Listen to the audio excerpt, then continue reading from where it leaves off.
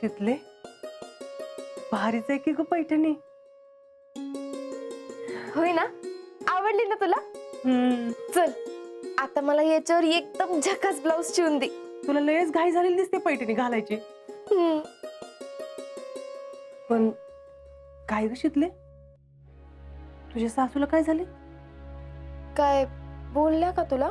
अगं म्हणले म्हणजे नेहमीच, नाहीतर कधी सरळ बोलते म्हणा ती, कायम टोमणीच मारत असते. पण मी काय म्हणते, एवढी तिने जिंकलेली पैठणी तुला बरी दिली, ती पण एवढी भारी. दिली कुठं? घेतली मी. हा, घेतली म्हणजे? काकी, तू काय मला एकदम साधी सुधी समजतीस होय? मी ना यांना म्हणले होते तुम्हाला पैठणी घालून फोटो पाठवते, मग यांनी लावली माझ्या संग पैस. म्हणले हे मामी का तुला पैठणी देत नसते. मी बी तेच म्हणते, म्हणलं कुणाला 1 रुपया बी न देणारी बाई तुला पैठणी बरी दिली. अगं पुढचं तर ऐक. काल ना सगळ्या बचत गटाच्या बायका जमल्या होत्या. मग मी आणि जीजींनी चढवला मामींचा पतंग. मी वार देत होते, जीजी ढील देत होत्या. आदर्श सासू कडून लई चढवलं त्यांना. म्हणलं आमच्या सासूबाई का नाही लईच चांगल्या आहेत की मी मागितली ना पैठणी त्यांच्याकडं तर मागचा पुढचा काय बी विचार करणार नाही, लगेच पैठणी देऊन टाकतील आत्ताच्या आत्ताच. आता 4 चौघांसमोर त्या थोडीच नाही म्हणणार आहेत, द्यायलाच लागली. बरा मांजा कापलास की ग. समजलीस काय तुम्हाला? शीतल आहे मी, शीतल. पण शितले, खरं सांगू का, तुझं लग्न झालं ना तेव्हा मुलं तुझी लई काळजी वाटत होती. म्हणलं साधी भोळी पोरगी आमची, संसाराचा काय अनुभव नाही काय नाही, पुष्पाताई काय तुला टिकू द्यायची नाही. पण आता खरं सांगू का, मला पुष्पाताईचीच लई काळजी वाटायला लागली. हे बघ काकी, आपलं का नाही भारतीय आर्मीगत असते, एक तर मी कोणाच्या वाटेला जात नाही. पण जर कोण माझ्या वाटेला गेलं तर त्याची काय खैर नाही, डायरेक्ट सर्जिकल स्ट्राईकच. पण शितले, हे असलं काय बाय बाहेर सांगत फिरू नकोस हं. नाही आता सगळ्या लोकांना वाटायचं की आम्हीच तुला शिकवून पाठवले म्हणून. शिकवाय कशाला पाहिजे? रक्तात आहे माझ्या, रक्तात. म्हणे रक्तात आहे. लयच हुशार झालीस की ग. थांब काकी थांब, पिक्चर तो अभी बाकी है.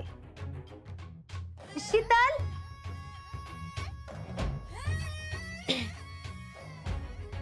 आले हा मामी.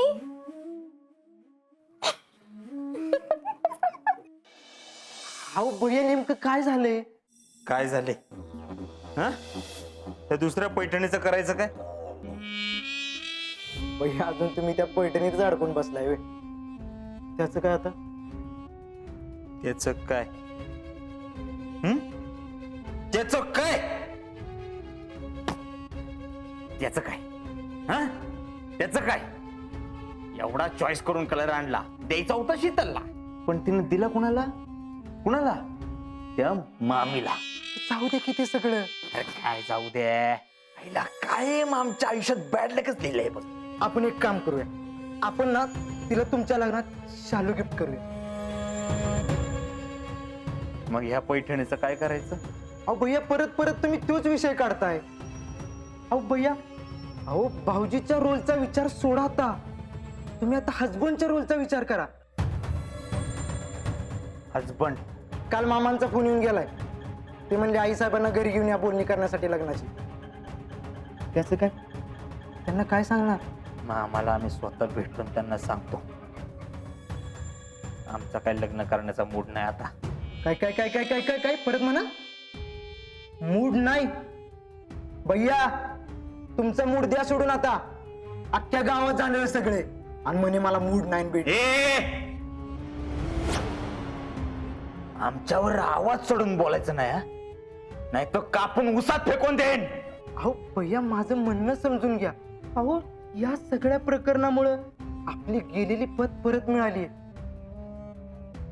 आणि तुम्ही असं वायबल झालं, गाव कसा विश्वास ठेवणार आहे तुमच्यावर?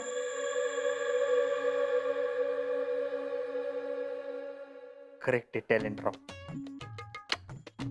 करेक्ट आहे. आईला तुम्ही नसता आमच्या आयुष्यात तर काय झालं असतं आमचं बरं.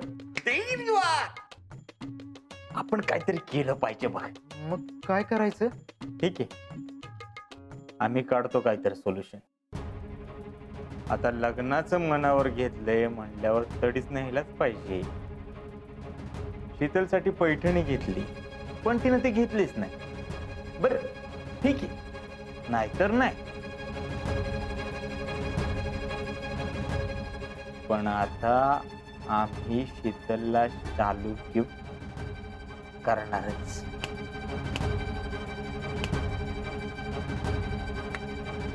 Let's go.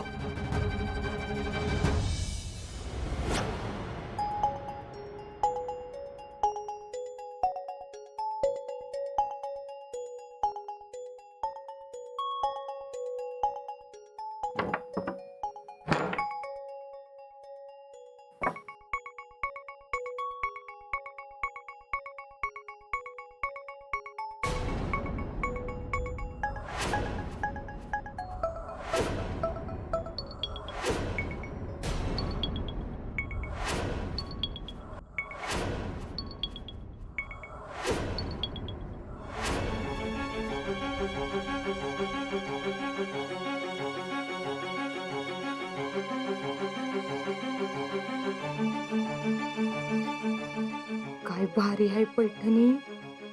या सटवीनं घेतली नसती ना तर मस्त घालून मिरवली असती मी.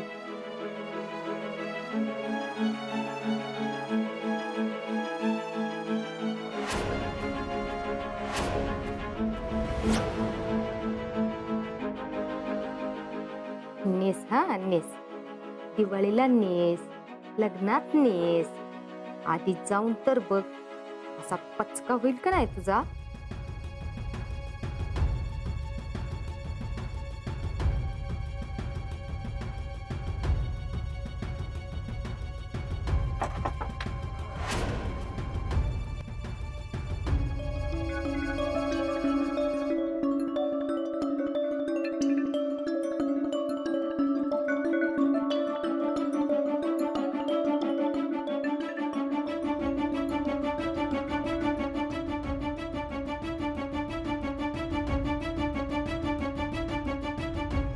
आता बघू की दिवाळीला कशी पैठणी नेसते ती. काय तर म्हण पैठणीवरचा ब्लाऊज शिवून आणती. अगं मला नाही ना तर तुला बी नाही. आता बस बोंबलत.